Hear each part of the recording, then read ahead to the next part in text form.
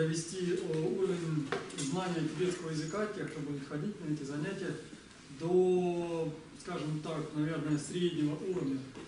То есть я не обещаю вам, что вы бегло заговорите на тибетском языке через год, но я очень надеюсь, что того знания, которое вы получите к окончанию года, хватит для того, чтобы вы в будущем сами смогли продолжить уже свое обучение, смогли бы читать, переводить тексты, что-то понимать, участвовать в каких-то, ну, может быть, не очень сложных, но, по крайней мере, каких-то диалогах. И я надеюсь, что в будущем это станет основой или базой для того, чтобы те, кто посчитает нужным и пожелает, смогли бы продолжить свое обучение. И в конечном итоге я надеюсь, что это станет причиной для того, чтобы у нас появились новые переводчики с тибетского языка, которых в России очень немного. И вы знаете, есть, наверное, такая, все, наверное, знаете, есть такая программа «Переводим буддийский канон». То есть Дзонсар Кинзей и ряд других учителей, они участвуют в этой программе, то есть, точнее, они организаторы, инициаторы этой программы. И тибетский канон, буддийский канон, махаянский переводится с тибетского языка на европейские языки. Ну, главным образом, естественно, это английский язык. Но помимо английского, этот канон переводится и на другие языки. И я думаю, что было бы хорошо, если бы среднему российскому буддисту, говорящему на русском языке и читающему на русском языке, был бы доступен буддийский канон. И так как канон очень большой, то есть это более 100 томов самого слова Будды, то, что мы называем тибетский кангюр, и более 200 томов того, что мы называем тенгюр, то есть перевода индийских комментариев на слово Будды, то есть в общей сложности это составляет более 300 томов. Естественно, это работа, которая не может быть осуществлена одним человеком или какой-то небольшой группой. И поэтому, чем больше у нас будет качественных переводчиков, чем больше мы будем делать качественных переводов, тем благоприятнее это будет для развития учения Будды. И поэтому, преследуя эту цель, мы открываем эти нынешние первые наши курсы, потому что для меня это первая программа. То есть в Петербурге я никогда прежде такой программы не ввел. Программа будет годовая, то есть, соответственно, если сейчас мы начинаем с вами в феврале, то я надеюсь, что к следующему году, в феврале, мы закончим эту программу. Сейчас мы планируем вести ее дважды. Сережа, а ты на железе сидишь? Передайте Сереже подушечку, пожалуйста. Сережа Бугаев – это человек, который предоставил нам это помещение. Это тот человек, которому, я думаю, все мы бы хотели выразить свою благодарность и признательность. Большое спасибо, Сережа. И мы надеемся проводить эти занятия 2 раза в неделю. Можно было бы раз, но 1 раз в неделю этого недостаточно. То есть кумулятивного заряда одного занятия в неделю будет недостаточно. Поэтому я думаю, что было бы лучше всего, если бы мы проводили занятия 2 раза в неделю. И предположительно так, чтобы занятия были более-менее равно удалены друг от друга. Но у нас пока так не выходит, потому что у нас, я так понимаю, Сергей, у нас свободные дни — это понедельник и среда, да? Соответственно, мы будем с вами заниматься в понедельник и среду, то есть в среду, наверное, домашнее задание будет меньше, в понедельник меньше, в среду оно будет больше. Домашнее задание будет обязательно, потому что без домашнего задания ничего у нас не выйдет. И, как известно, то есть в любом деле, как известно, все зависит от того, кто занимается. То есть в любом деле тот, кто объясняет, он дает лишь какую-то информацию, все остальное усваивается, запоминается, изучается теми, кто желает достичь результата. И есть такая известная санскритская шлока, в которой говорится смысл, который следующий, что четверть знания вы узнаете от учителя, четверть знания вы узнаете от своих сокурсников или сверстников, или одноклассников. Четверть знания вы обретете, размышляя, но оставшуюся четверть вы обретете лишь со временем. То есть, и поэтому тот, кто объясняет что-то или пытается чему-то научить, он делает довольно небольшой вклад, то есть это всего-навсего та четверть, которая будет зависеть от меня, все остальное во многом будет зависеть от вас самих. И поэтому у нас будут домашние задания, поэтому их необходимо будет выполнять, и если вы их не будете выполнять, соответственно, прогресса не будет, и мы не достигнем желаемой цели. Наш курс будет разделен на 2 части, то есть программы у нас еще пока точно нет, Ну и в принципе я не вижу в ней большой необходимости. Мы будем сперва заниматься литературным тибетским языком. Что значит литературный тибетский язык? Мы будем заниматься по тексту, который изучается в средней тибетской школе. То есть мы начнем этот текст. В тибетской средней школе он обычно записывается, заучивается наизусть. Мы его наизусть не будем заучивать, но мы должны будем довольно ясно для себя иметь представление, о чем этот текст, что там объясняется, и это то, что мы будем использовать в будущем. До того, как мы начнем этот текст, нам необходимо будет освоить тибетское письмо. Вместе с тибетским письмом нам необходимо будет также освоить базовую тибетскую фонетику. То есть, какие звуки составляют тибетскую речь, как они звучат. Я постараюсь поставить вам произношение.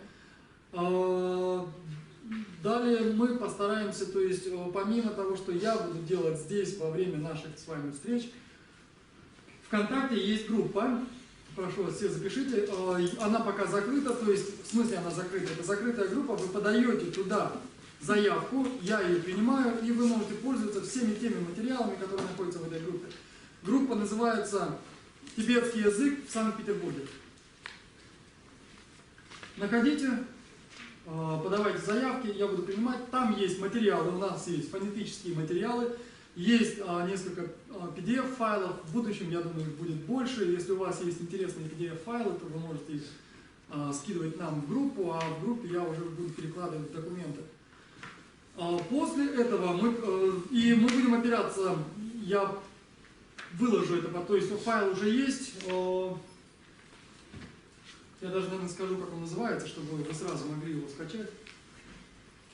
То есть, если у кого-то нет PDF-ридера, PDF-читалки, то вам придется ее скачать, и для того, чтобы вы смогли пользоваться этими файлами. Сейчас, секундочку, скажу, как называется первый файл, который нам потребуется. Точнее, их будет даже два.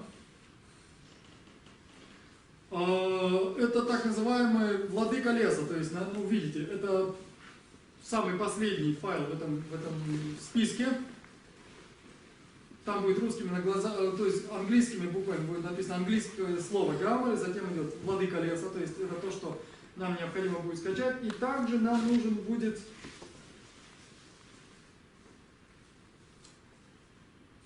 секундочку, я скажу, то ли это не то. И также нам нужен будет второй файл, то есть это второй текст, к которому мы будем иногда обращаться.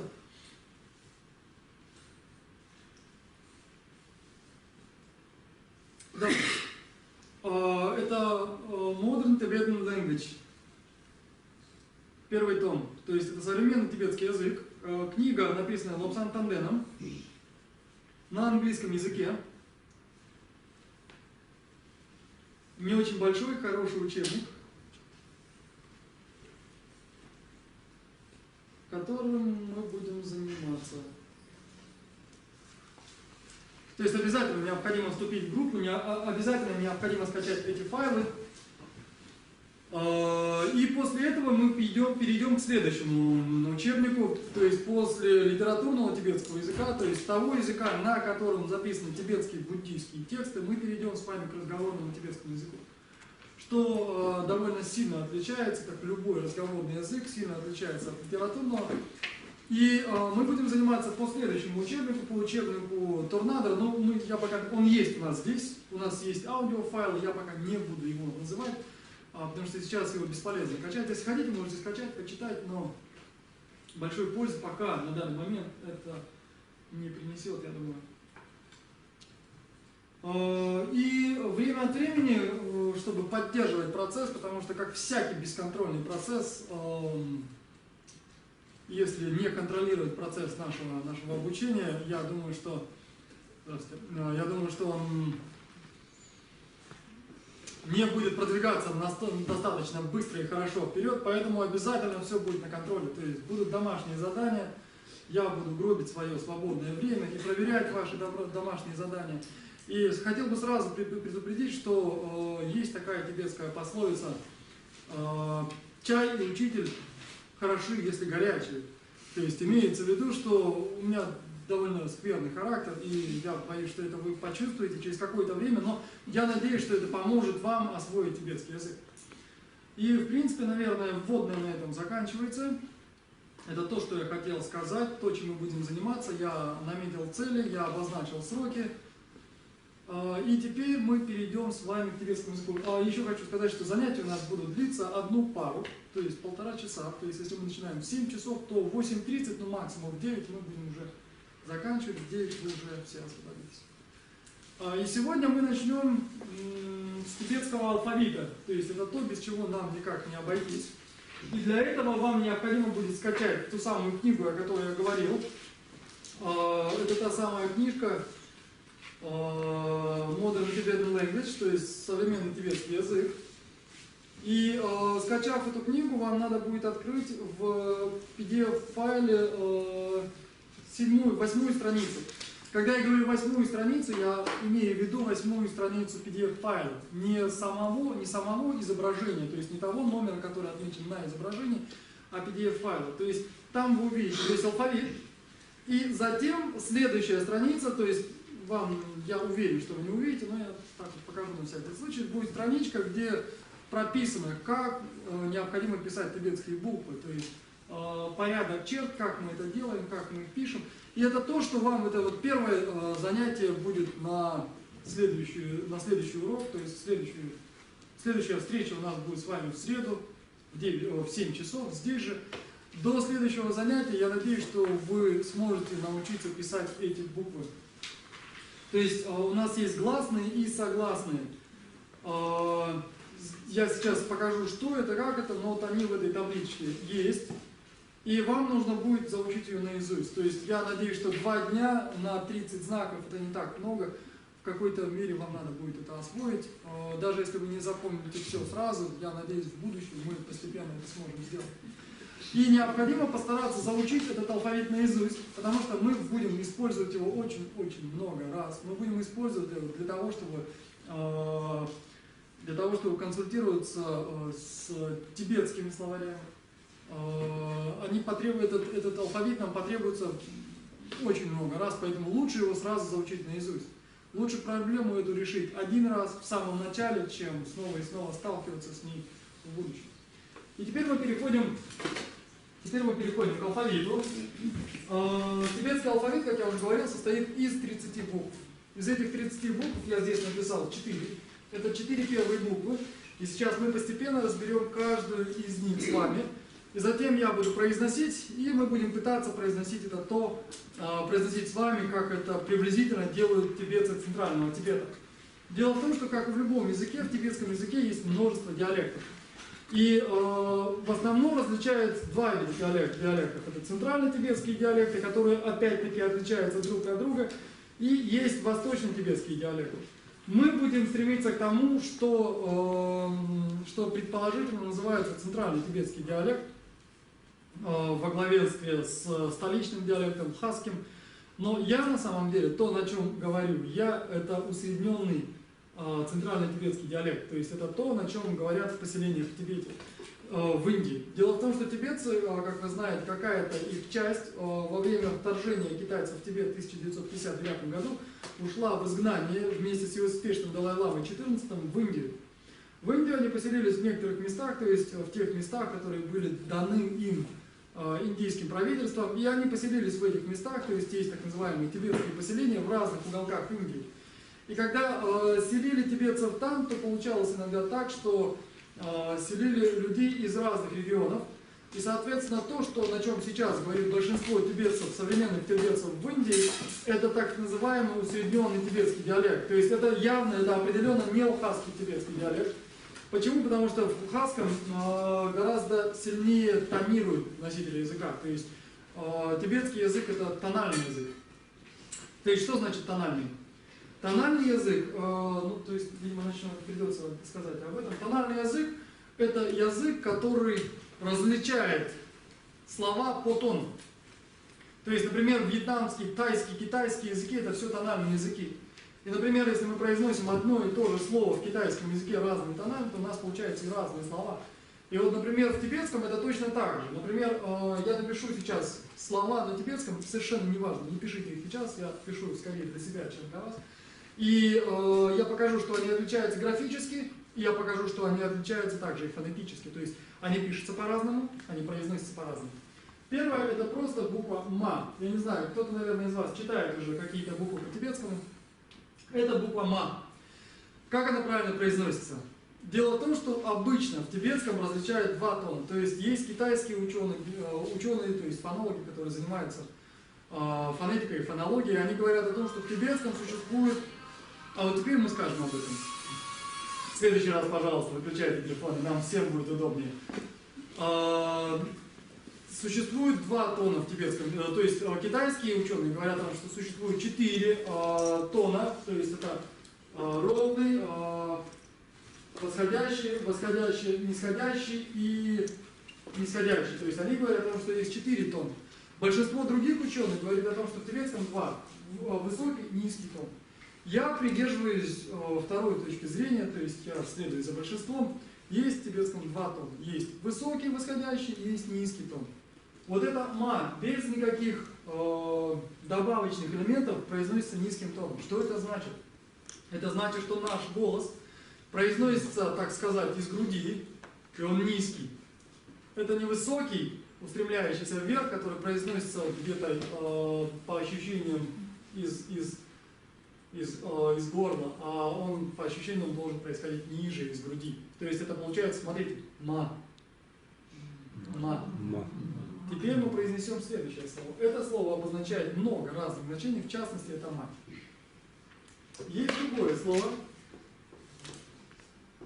Что отличается здесь? Я понимаю, что не всем видно, но я просто не стану писать очень крупными буквами. Я надеюсь, что когда вы будете изучать это в учебнике, то у вас будет возможность рассмотреть все это в деталях. Сейчас это, по сути, не важно, поэтому вот здесь вот есть добавочный элемент. Когда добавляются эти элементы в тибетском языке, то тон меняется. Это остается та же самая ма, но она произносится ма. Слышим разницу? Ма. Ма. Ма. Ма. Ма. Ма. Ма. Это рана, полячка. Ма. Это мать. И вот это тональный язык. То есть один и тот же слово, произнесенный в разных тонах, имеет что? Совершенно различное значение. В китайском с этим еще хуже. То есть в китайском этих вариаций может быть 4. В тайском, если я не ошибаюсь, их может быть 6. Я не знаю, можно ли привести в тайском примерно на один слог разных слов в 6 разных тонах, это не важно сейчас. Но вот в китайском, да, в китайском, то есть 4 разных произношения, 4 разных слова, 4 разных смысла. В тибетском чуть-чуть проще. С одной стороны, чуть-чуть сложнее с другой стороны. Потому что в тибетском очень много амонимов. Что значит амонимы? Амонимы – это слова, которые произносятся одинаково, но имеют разный смысл. То есть вот это ма, высокая, в высоком тоне, ма, она может иметь и другие смыслы. То есть она может писаться по-другому, она может иметь другие смыслы, она может писаться вот так, например. То есть вы видите визуально, знаков гораздо больше. Это другое слово, это значит уже низкий. Ма. Вот это ма и ма, они произносятся одинаково, но смысл различен. И поэтому мы будем, зачем я это говорю? Сейчас мы будем произносить с вами первый только ряд. Первый только ряд, а как же мы тогда с алфавитом? Мы не успеем с вами пройти весь алфавит. Видите, вот что-то с этим надо делать. Чем стирать, да? Вот, у меня в рюкзаке, в кармашке есть специальный клейк. Я не знаю, либо лево, либо право. Посмотри, пожалуйста, бабулик. Да. Да, спасибо.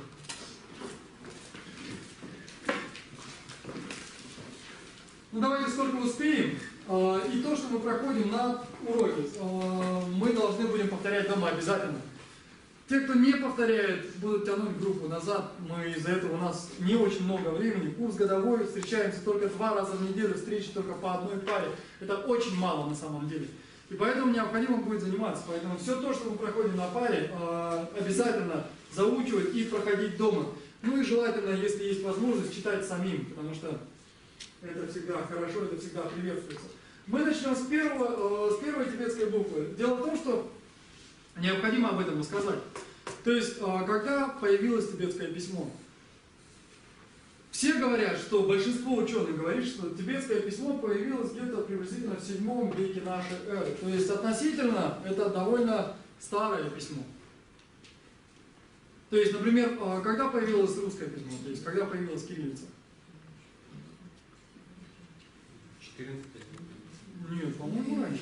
Кириллица появилась, если я не ошибаюсь, ну, можно, конечно, посмотреть в Википедии, в 11-м, если я не ошибаюсь.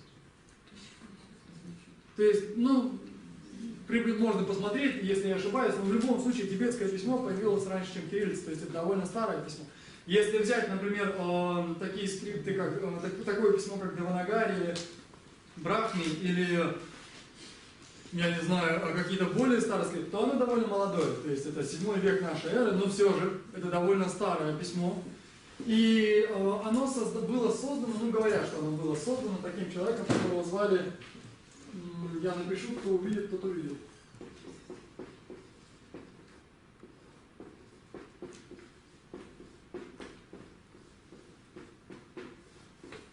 Тхонми Сампхота. Это был министр при тибетском царе Сунцен Гампо, которого отправили в Индию, где он прошел обучение, и он, собственно, придумал это тибетское письмо, опираясь на санскритский алфавит, то есть опираясь на письмо, которым записывали санскрит. И, соответственно, сейчас...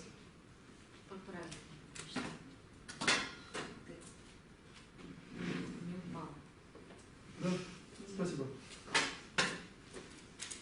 И это письмо, которое появилось, опираясь на, скорее всего, на Брахми, один из видов Брахми. Тибетцы утверждают, что есть два тибетских крипта, то есть есть так называемое печатное письмо, есть то, что называется скоропись, то есть то, что используют для быстрой записи. Мы будем изучать пока только это письмо. Второе для нас не так важно. Так вот, говорят, что вот это письмо появилось, тибетцы утверждают, что оно появилось, опираясь на скрипт, который назывался лянджа, или то, что они произносят сами как лянза, или ленза. На самом деле, я думаю, что это не так, но это не суть важно. И теперь мы перейдем к самому письму.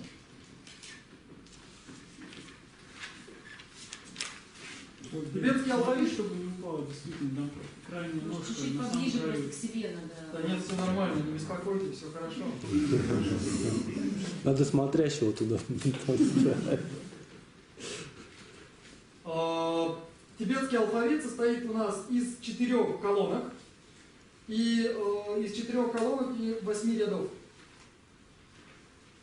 Поэтому у нас первые 4 буквы, они записаны так. И до 5-й колонки некоторые признаки букв тибетского алфавита повторяются. Первая колонка всегда будет произноситься в высоком тоне. То есть это лучше сразу записать, потому что это то знание, которое нам потребуется, которое мы будем использовать снова и снова. Первая колонка до 5-й, то есть до 5-го ряда, всего их сколько? 8. До 5-го ряда первая колонка всегда будет произноситься в высоком тоне. То есть вот эти первые буквы, они всегда будут произноситься в первом тоне, независимо, какие другие элементы добавляются к ним или нет. Вторая колонка – это так называемая аспиративная. То есть те, кто из вас учился на филологии, наверняка знают, что это такое. Аспиративная – это когда добавляется аспирация, то есть когда добавляется придыхание. Что значит придыхание? Придыхание в русском языке обычно отмечается у нас добавочной буквой «х». И, например, все вы, наверное, знаете, есть такой район в Тибете,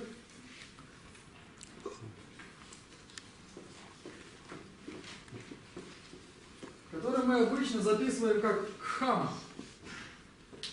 То есть необходимо различать между первой, она произносится как «к», «к», «к», вторая произносится как «х», «х». Для того, чтобы различать между первой, я, смотрите, буду писать сейчас латиницей.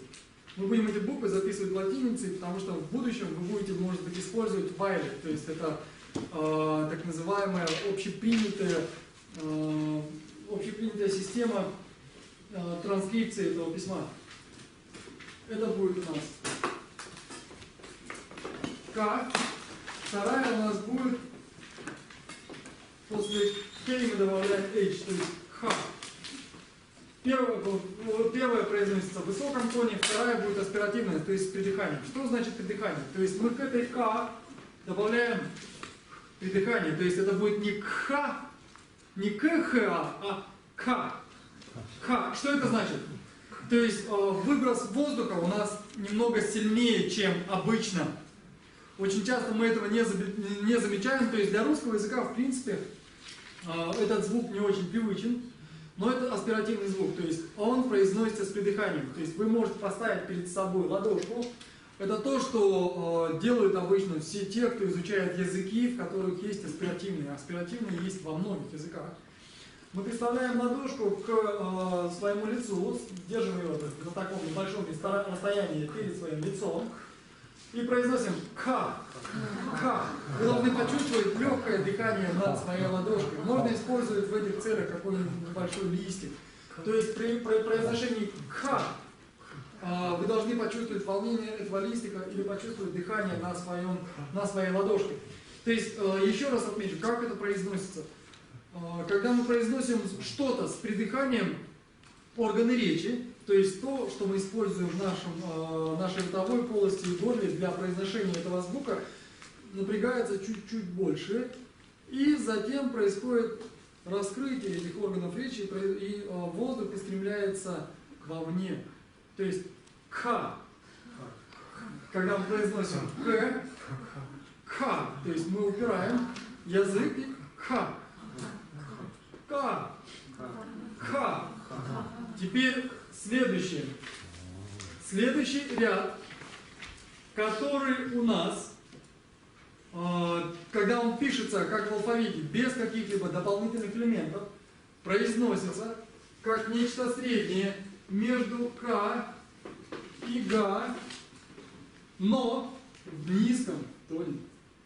И записывать мы его будем как Г.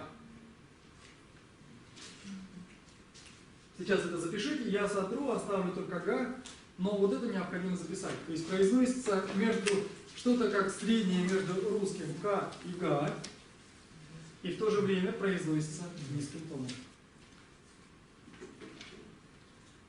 Получается, мы сейчас первые две забрали К и К, а две колонки будет К и Г.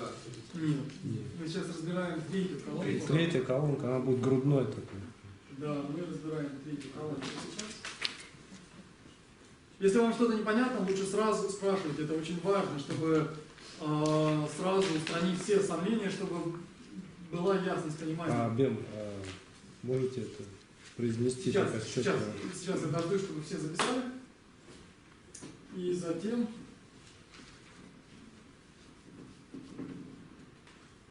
мы запишем это. То есть записываем это вот так. И произносится это как «га».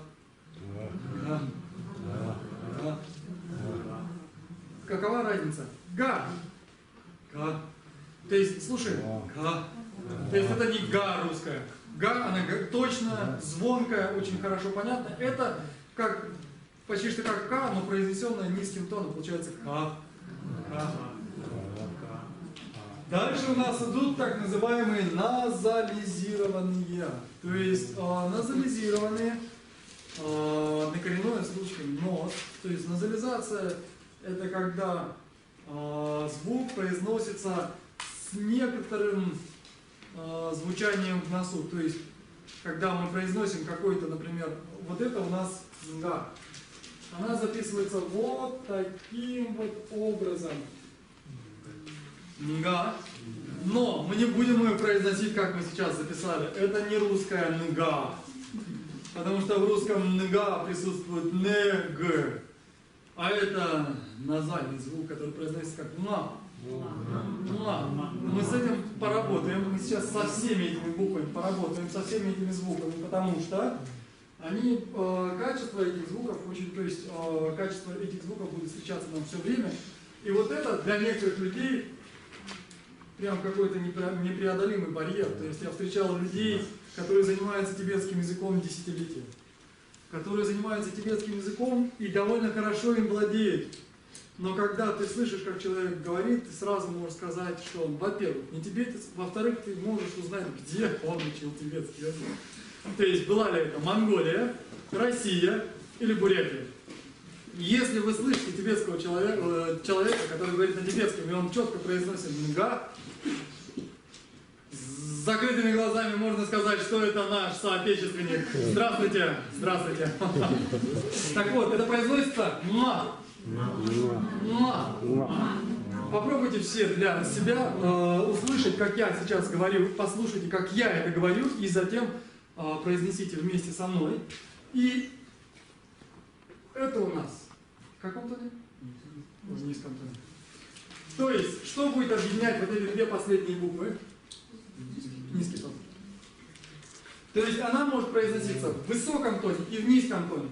Если у нас добавляется сверху элемент, то этот элемент преобразует звучание, и он дает более высокий тон. То есть первое будет произноситься, в отличие от второго, ниже. То есть смотрите, «на».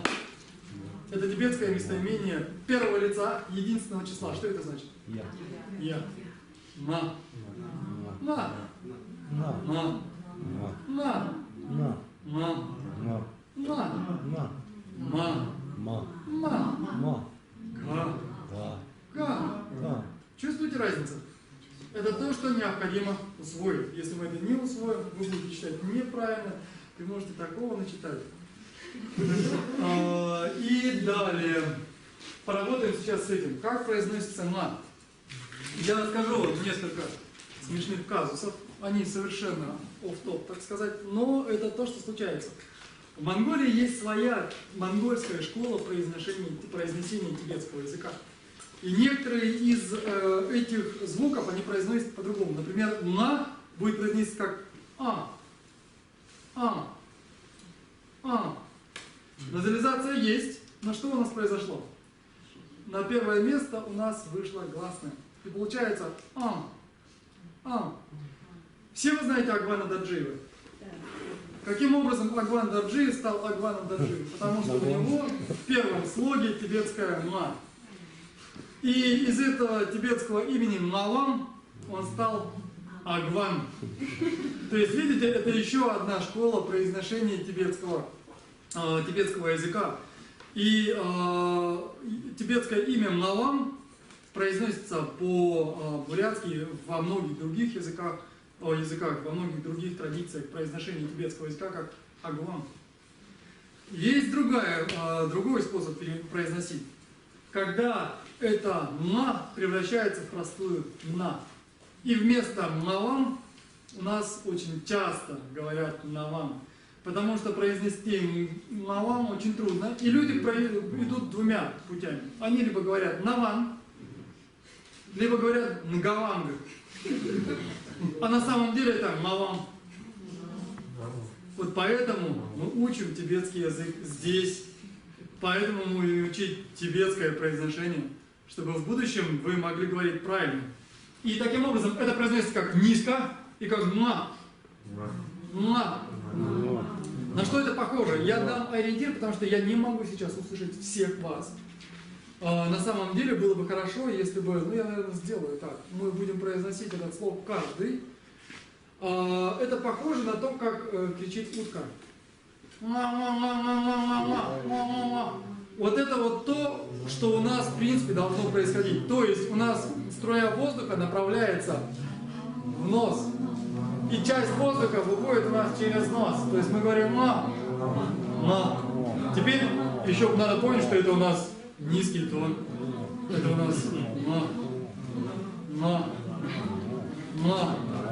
И сразу запоминайте, это я. «Ма».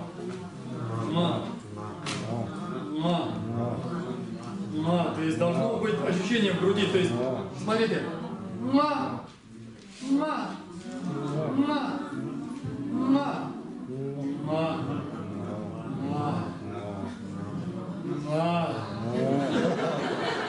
То есть это то, что вы должны почувствовать. Это то, без чего нам никак не обойтись. И лучше, если мы усвоим это сейчас. Из своего опыта я скажу, что люди, профессионально занимающиеся музыкой, или обладающие хорошим музыкальным слухом, обычно ухватывают это очень легко. То есть для этих людей не возникает никакой сложности, то есть не возникает никаких трудностей, не представляет никакой сложности, очень быстро схватывает. И сейчас мы будем произносить каждую из букв по отдельности. Я буду слушать вас, будем стараться. Нас сейчас много, но я уверен в том, что через 3 занятия придет половина того, что пришло сегодня. Нам станет гораздо легче. Но сейчас, пока нас много, давайте поработаем все вместе. Ну что же, начнем. Да? Первый. Какой тон? Высокий. Произносим горлом. Идет вверх. Как? Давайте все вместе 3 раза и потом пойдем по одному. Как?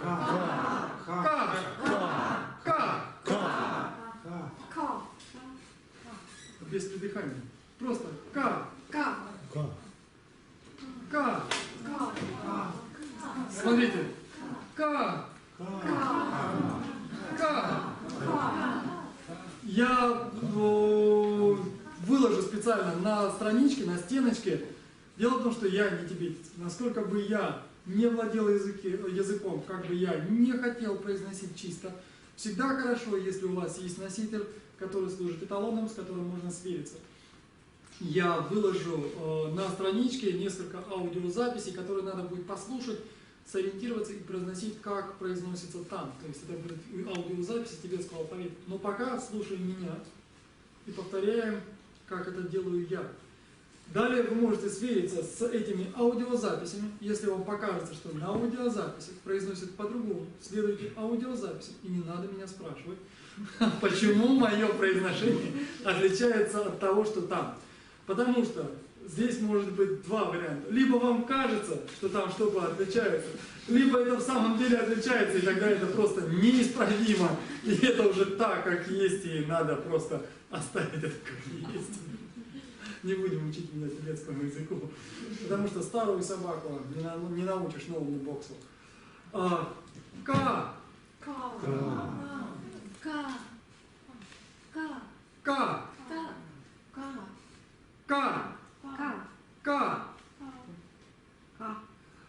Просьба, когда один человек произносит, другие не произносят. Ка. Хорошо. Давайте, Денис. К. Нет, вы слушайте меня. Ка.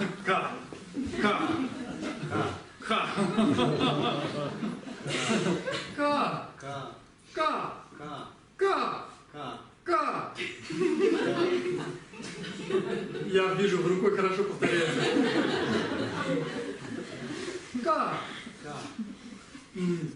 Что значит здесь восходящий тон? Что значит восходящий тон? Мы начинаем чуть-чуть ниже, заканчиваем чуть-чуть выше. Это то, к чему мы с вами стремимся. Начать ниже, закончить выше. Ка. Еще раз. Еще раз. Ка. Сильно. Ка. Хорошо. Вы заметили, у женщин получается лучше. Ка. Прошу вас. Ка.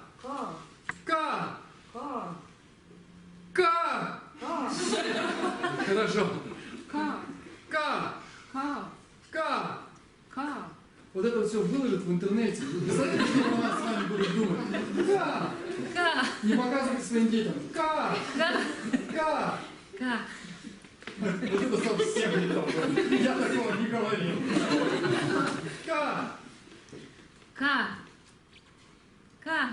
Вот. Сегодня нам это будет сниться.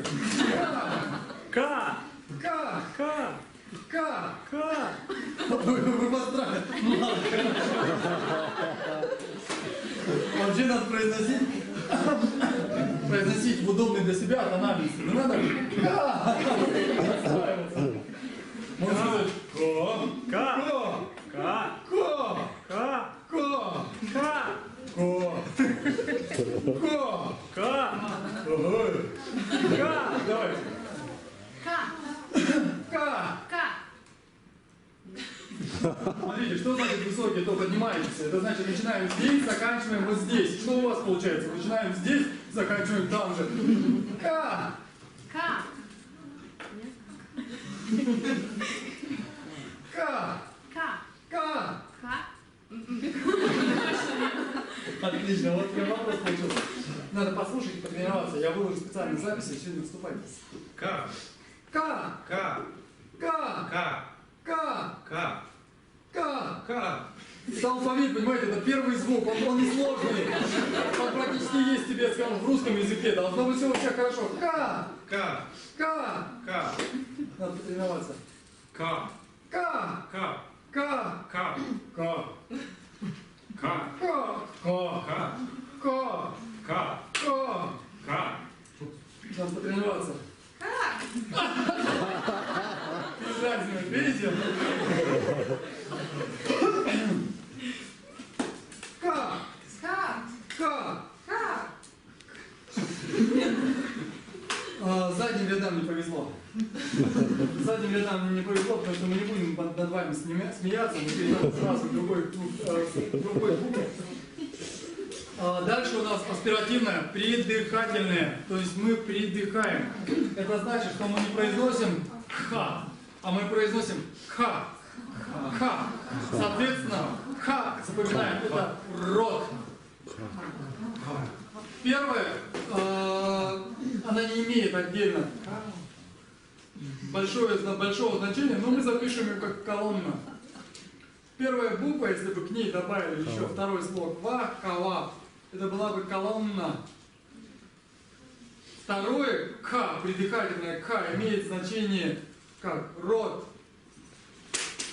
отверстие, но у нас это будет рот. К. К. К.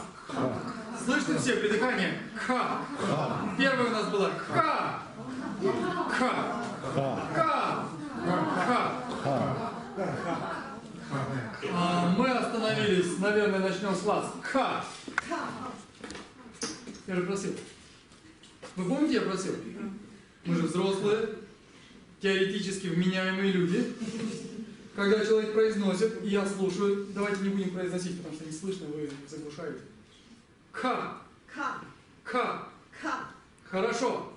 К. Ка. Куплю мячиков, наверное. Теннисных. Буду метать. К. Ка. К. Хорошо. Ка. К. Ха. Нет. К. Ха. Я не говорил это. К. Ка. Просто смотрите, как К, но сильнее чуть-чуть. Так. Ха. К. Ха. Но пытайтесь произнести русское Х после К. Не надо. Просто произносите К. То же самое, что К, но с придыханием. Расслабьтесь, просто повторите за мной. К. Ха. К. Ха. К. Ха. К. Ха. К. Ха. Хорошо. К. Ка. Ка. Нет, А где придыхание? Ка. К. Ка. К. Ка. Смотрите, будут еще придыхательные буквы. Неважно, как они сейчас пишутся, просто слушайте. К. Ча. Та. Та. Ца. Слышите? Везде придыхание. К. Ча. Та. Та. Ца. Оно сейчас немножко утрировано, то есть я его перепроизношу, то есть я сильно его показываю. На самом деле так сильно его не произносят, но нам сейчас важно это услышать, нам сейчас важно это уловить. К.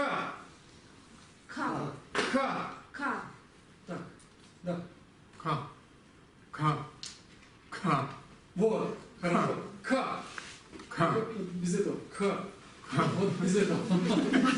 Я понимаю, что это, да, это вызывает на физическом уровне желание как-то чего-то добавить. Ничего это не добавляет, потому что все здесь. К. К. К. К. послабленнее, проще. Без этого К. Ка. К. Я понимаю, у меня тоже это было. Но потом прошло. К. К. Ка. К. Надо тренироваться. К. Ха. К. Ха. Похоже, чуть-чуть надо Ха. убрать. Это Х вот это надо убрать. Там нет этого Х. Ка. К. Ха. Просто Ха. К. Ха. К. Ха.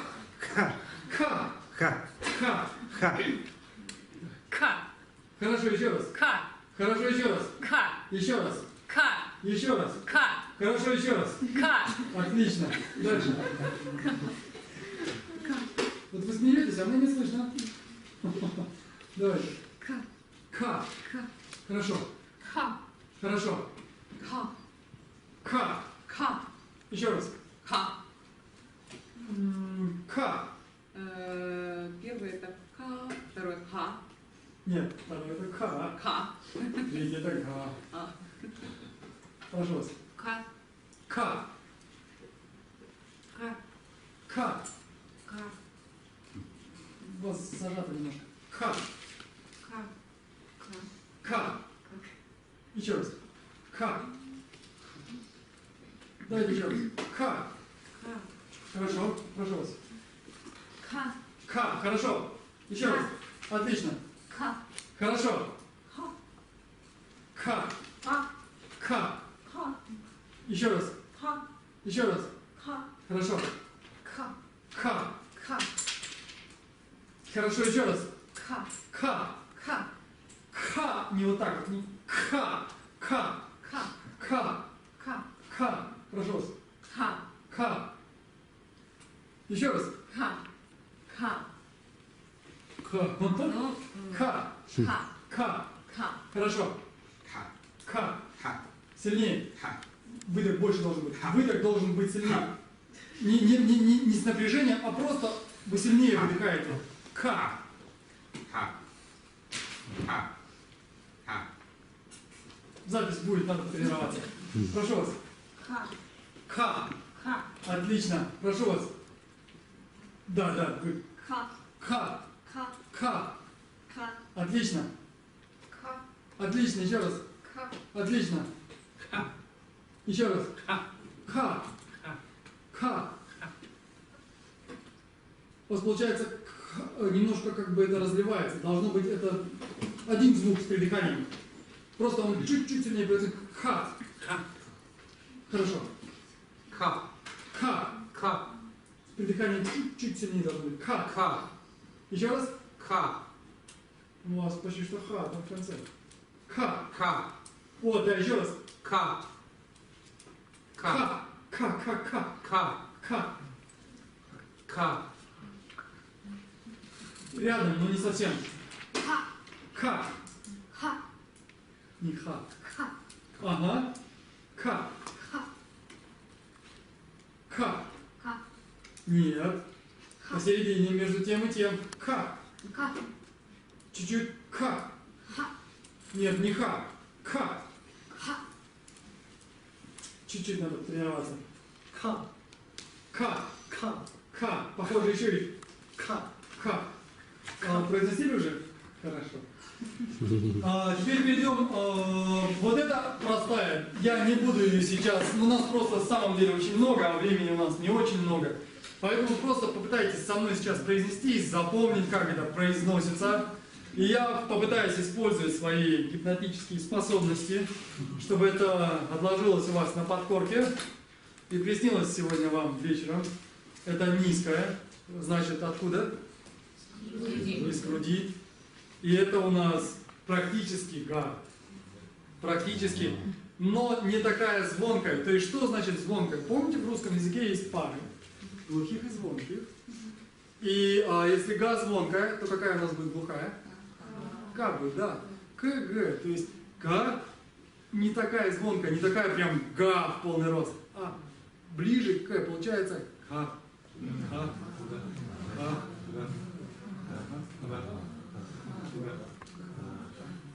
Ка. Ка. Давайте вместе. Ка. Вот отсюда должно идти, смотрите. И проверимся, так как мы сейчас с вами на начальном этапе, то есть мы занимаемся с вами фонетикой, пытаемся это сделать, нам все время необходимо проверяться. То есть, если это у нас теоретически низкий тон, где у нас высокий? Ка. Ка. Ка. Чувствуете разницу? И теперь перейдем к этой. Вот эту букву я заставлю, наверное, произнести всех, потому что это важно. Потому что в будущем, если вы доживете до конца наших занятий, не приведи, Господи, чтобы вы потом говорили, что я занимался или занималась тибетским Бема Митруева, и вот произношу вот так вот. Потому что это будет печально. Смотрите, еще раз, послушайте, как я произношу, постарайтесь представить себе, потому что на самом деле все это очень просто, это несложно. Произносится она «ма». «Ма». То есть это как английское «нг».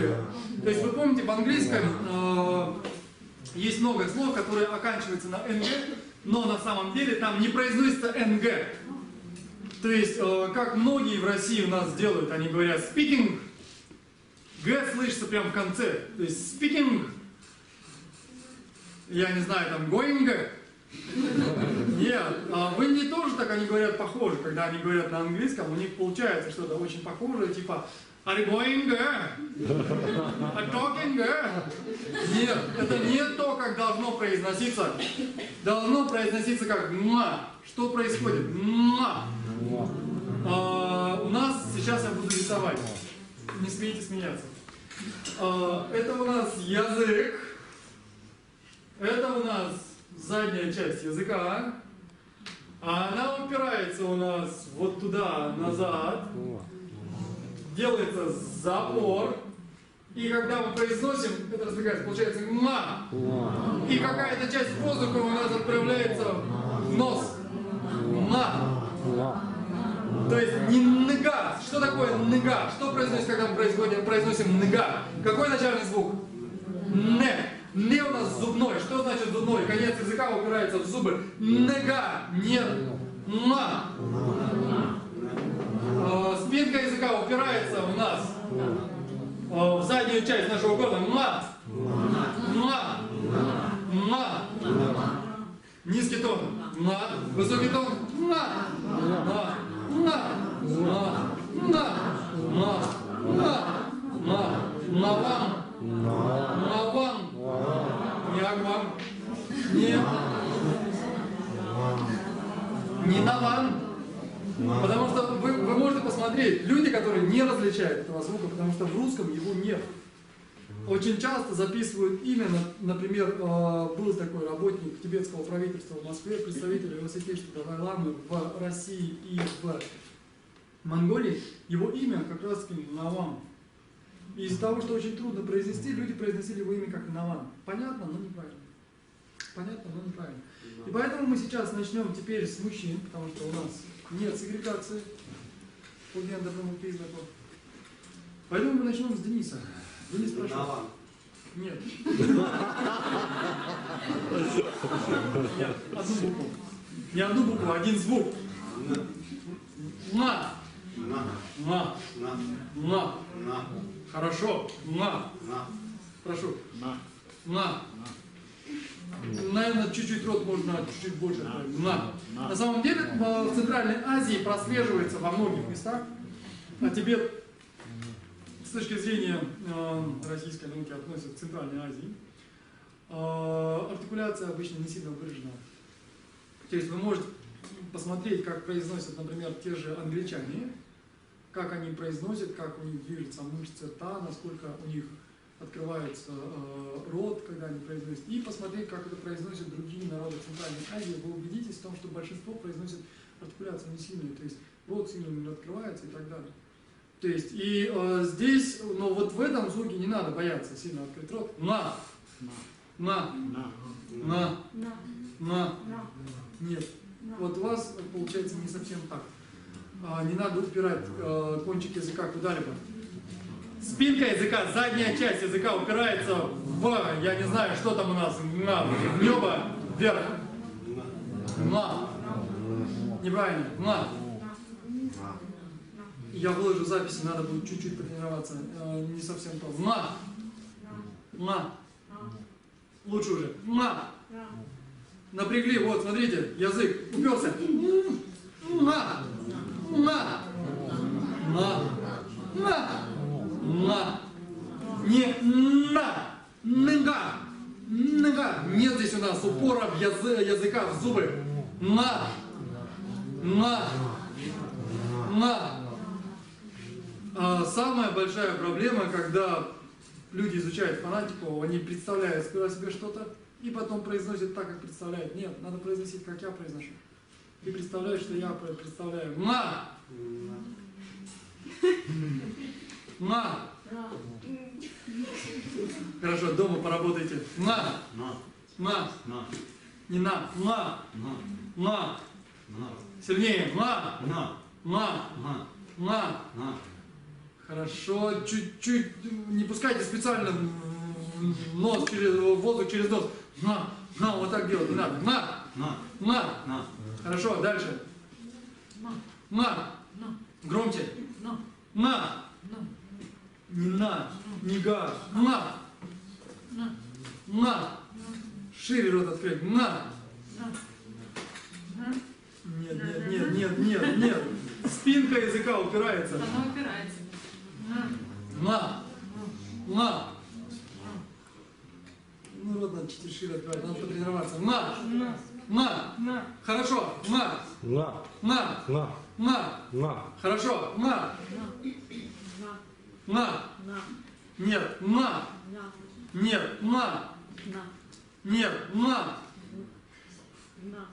Надо поработать. На. Похоже, но не совсем. На. Нет, это у вас на. Вы слышите, вы на пытаетесь произносить. На. Нет. Смотрите. Вот так вот. На. Заднюю часть языка. Просто заднюю часть. Так не надо делать. Заднюю часть языка упираем туда. И вот так вот. На. Сильнее. На. Хорошо. На. Потом освоимся. Мы будем это много раз произносить. Поверьте, вы еще напроизноситесь. Но лучше, конечно, с самого начала не вызывать моего гнева. На. Где-то что-то вы чуть-чуть не так делаете. Не надо делать язычок вот так вот чашечкой. На. Расслабьте кончик языка. На. Прошу вас. На. Нет, не на. Ну вот первые 2 раза было хорошо. А еще я заметил, да, люди, когда произносят незнакомые звуки, они смысл. С этим у детей гораздо легче. Дети обычно не стесняются. Прошу вас. На. Слышите? Вы слышите сами? У вас га появляется. Не должно быть га. На. Нет. На. У вас на. Вам надо вместе произнести. Поэтому вам я выложу записи. На. Просто запомните, как это произносится. Кончик языка не упирается. Ну так. На. Ну не надо вот так вот прям. Не надо так. Есть такой видеоклип. Надо. Нет, там не так. На просто. Не надо вот так тянуть. Вот так не надо. Просто на. Я же не делал так. На. Хорошо. Прошу вас. На. Хорошо, чуть-чуть что-то не то, но в основном есть так. На. Хорошо. На. Хорошо. На. Нет, видите, вы линга прям чисто произносите. Нет, первый раз было похоже. На. Не надо начинать, там нет. Это зубной звук, у нас сейчас назальный. На. Чуть-чуть надо тренироваться. На. На. На. На. Похоже. А что с языком делается? Ничего не делаю. На. На. На. На. Ну, я же А произношу последнюю. На. На. Ну так, похоже. На. На, На. на, На. Получается вот. на, А, получается. на, На. Получается. На. на, На. Вот просто смотрите на меня и произносите за мной. Это, в принципе, довольно очевидно. На. на, На. на, на, Хорошо. Еще раз. на. Отлично. Вот. У нас есть человек. Хорошо. На. На. На. На. На. Хорошо. На. На, На. на, Не совсем. На. на, На. На. на, Надо потренироваться. На. На. На. На. На. Хорошо. На. На. Хорошо. Еще раз. На. Еще раз. На. Отлично. На. на, Хорошо. На. на, На. на, Нет, ну тон, ну ниже тон, я же не... На. На. на, Отлично. на, На. на, На. на, Хорошо. Еще раз. На. на, Похоже, почти что. На. на, Еще раз. на, Еще раз. на, Нет, сейчас стало хуже. Первые два раза было хорошо прям. На. на, На. Надо запомнить, как у вас фиксируются органы, то есть как вы ставите язык, и запомнить просто. И потом это будет приходить уже само. Но это нужна практика. На. на, Ну, безобразие. На. На. на, Нет. На. на, На. на, Потом покажете. На. на, На. на, Хорошо. На. на, Еще раз. на, Хорошо. Еще раз. на. Я вот прям вижу, ну, когда говоришь, хорошо, люди так расслабляются, потом еще раз. Надо по многу произносить тогда, чтобы будет хорошо. На. На. На. На. Дальше. На. На. На. Отлично. На. Не на. На. На. Давайте еще раз. Со мной. На. На. Стесняетесь. Ну ладно. Прошу вас. На. На. На. Еще раз. На. Не на. Первый, второй раз было хорошо. На. На. На. На. На. На. Ну, вроде направляю в нос. Да, но не надо прям специально направлять нос. Видите, вы уделяете слишком этому много внимания, поэтому просто на. На. На. Хорошо сейчас, просто не надо носом двигать. На. Не, носом не могу не двигать. На. На. Хорошо. На. Это мне, что ли? На. На. На. На. Хорошо. На. На. Хорошо, еще раз. На. На. На. На. На. А теперь хуже. На. На. На. Вот, хорошо. Хорошо. На. На. Вы видите, я даже отсюда вижу, что вы зубы, язык упираете в зубы. На. На. Нет. На. На. Нет, надо потренироваться. Потом еще раз. Прошу. На. На. На. На. На. На. На. Хорошо, еще раз. На. Хорошо. Давай, малыш. На. На. Хорошо, еще раз. На. А что, все услышали? На. Еще громче. На. На. На. На. На. На. На. Хорошо. На. На. На. Нет, не на. На. На. На. На. Опять на получилось. У вас то хорошо, На. то не хорошо. На. На. На. На. Нет, это на получается что-то такое. Куда-то я не туда. На. На. Прошу вас. На.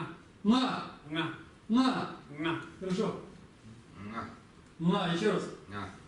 Нет. Первый раз было лучше. На. Еще раз. На. На. На. На. На. На. Хорошо. Девушка, прошу вас. Да. На. На. На. Нет, не на. Первый раз было лучше. На. На. Нет, первый раз было лучше. На. На.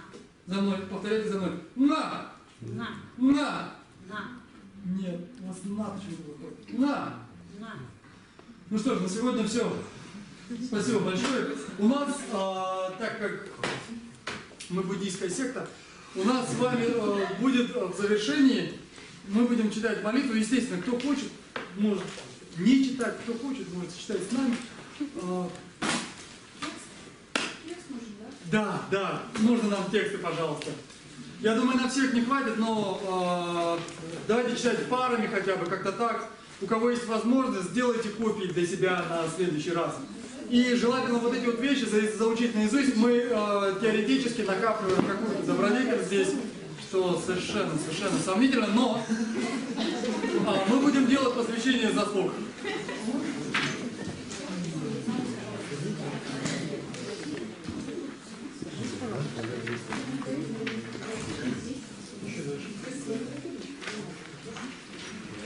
Ты приготовишь, да?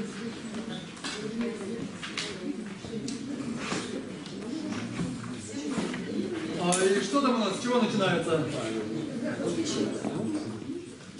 Чанчо сенчо римпоче макеванам кикючи кеваня памевая коме кондо тевашо.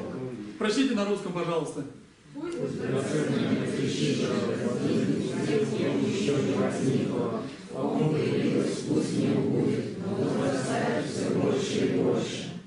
То не товарищ Божий, а то манам тогучи, то баня мамлевая, коне кондо тевашо.